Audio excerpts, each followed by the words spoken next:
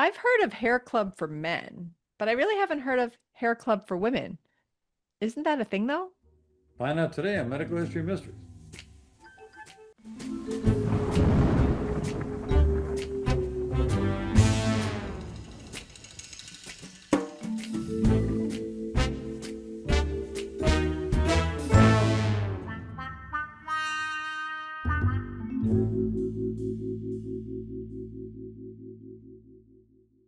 Hello, everybody, and welcome to another week of Medical History Mysteries. Tom, I am seeing the craziest things on my patients' medical histories. I've seen super young patients, like college age, taking hair growth supplementation and hair growth medications, prescriptions, and also women taking these prescriptions that were historically indicated for men. What's the deal? That's the deal. If anybody knows this, it's me. Okay, I know. I mean, I've been witness to seeing my hairline recede. I will say this: I've grown into my hairline. How about that? I mean, I lost a lot of hair in my 30s, and I looked like I was 50. Now I'm in my late 50s, and just turned 60, and so now my hairline looks like it fits. But if you're a woman, or you're a young woman, a young man, or any age really, you want to hold on to your hair. I totally get it. Okay. So, what do? How do you maintain the hair you have? Or once you start to see it falling out or you're losing some hair, how do you prevent it? So, two things have happened. The market has split. One part of the market says, I'll deal with it when it happens. I'm going to tell you that's probably not the right way to go. Only because once you start to see the follicular loss, or as I like to say, I'm follicularly challenged, those follicles don't come back. Some people say that there are drugs that can revitalize follicles. I'm going to say in men, as a result of dihydrotestosterone, DHT, which many men produce, it's likely that those follicles, once they're gone forever. So that has led to the other branch, which is, heck, I'm not waiting. I might have a full head of hair now. I'm going to keep on it. I'm going to start taking drugs now so my follicles stay healthy. Women who are a little later to the market than men because they tend to hold on to their hair longer have seen older women lose their hair and have decided the same thing. Heck, I'm not waiting for that. I'm going to get on the train now. Here's the problem. There are FDA approved medications for hair growth. Minoxidil has been around for a long, long time. 2% solution, 5% foam. But some women, for example, take oral minoxidil. Now, if you know what minoxidil is, it was for the longest time a antihypertensive drug that caused a lot of side effects, which is why we stopped using it for hypertension. But heck, in low doses, it can be used to grow hair. Spironolactone, which a lot of young women are familiar with because they may have used it in their late teens to treat acne vulgaris, well, that can help grow hair too. Finasteride, which is an antagonist of dihydrotestosterone, is used both in men and women to keep their follicles healthy. Okay, so I don't think there's anything wrong with trying to keep the hair you have. The problem is sometimes initially there's a bit of a shedding. Nobody can really explain this, but the initial therapy with these drugs sometimes causes hair to fall out, and people panic. I say, well, I'm taking this drug to not lose my hair, and it looks like I'm losing my hair. Okay, that's one thing. The other problem is hypertrichosis, which is now you start growing hair in places you don't want hair. So what do you do about that? So you stop taking the drug. And of course, side effects, dizziness, headache, that kind of thing, because these are drugs that can affect blood pressure significantly. Another side of this, though, Pam, which I think a lot of people don't cover, is the fact that they're made by compounding pharmacies. I've got nothing against my brothers and sisters that work in compounding pharmacies. Okay, I think they fill a need in this country for dosage forms that aren't and strengths of drugs that aren't commercially available. But they're under intense scrutiny.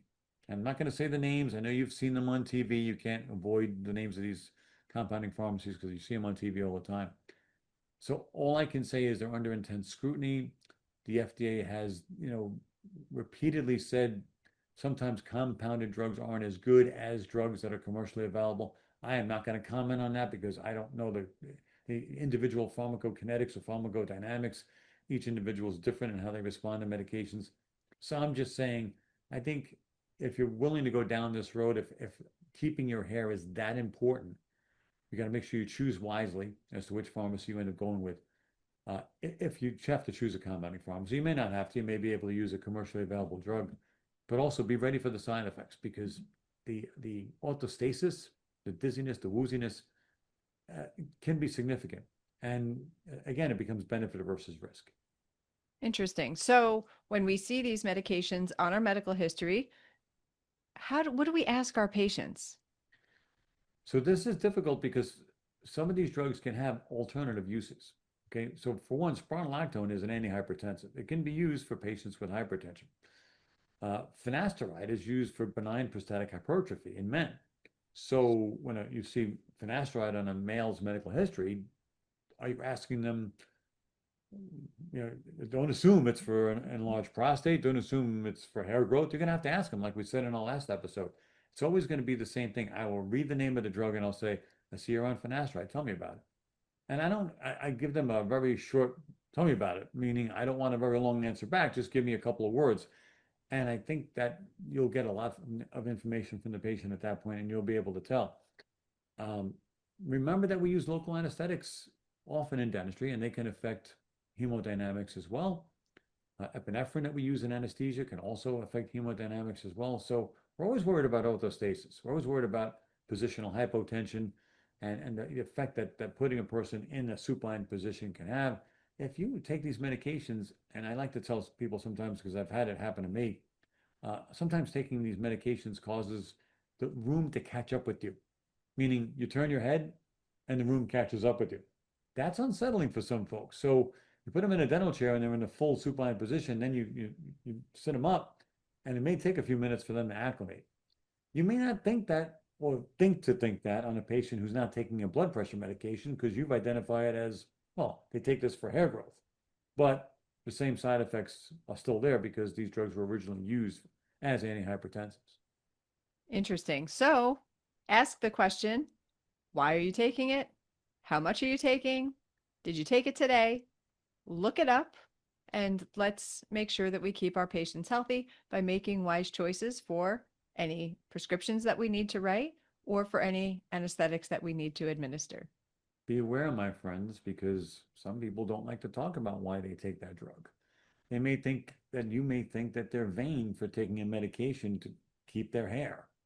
So not everyone is as forthcoming as you might like to think. Maybe they don't want to talk about it, but so that's why it can't be judgmental. It can't be confrontational. It's just got to be conversational. So tell me about it and open that air for them to that dead air, as I like to call. So there's space for them to talk about it without feeling that you're, judging them in any way. Excellent advice. All right, everybody. Well, great topic. I think this is interesting. I think we're seeing more and more of this. And I think that we're also starting to see hair loss as a side effect of certain drugs. I know my friend the other day called me and said, did you know that 16% of people who have the Mirena, the IUD, experience hair loss? It's the most common side effect of that. And I was like, no, I have no idea. And so it's interesting that we should look up these drugs, look up the side effects, and now we're taking drugs to mitigate the side effect of the first drug that we're taking. So it's important for us to look these things up, keep it straight, and have the conversation with our patients. Welcome to pharmacology. Welcome to pharmacology. Yikes. How do I get away from it? I don't know. I'm still dealing with it, and I can't even blame the IUD for mine. So I don't know. I'm kind of stuck. Kind of stuck. All right, everybody. Being stuck, you're stuck with us. We'll see you next week. Take care, everybody. Bye.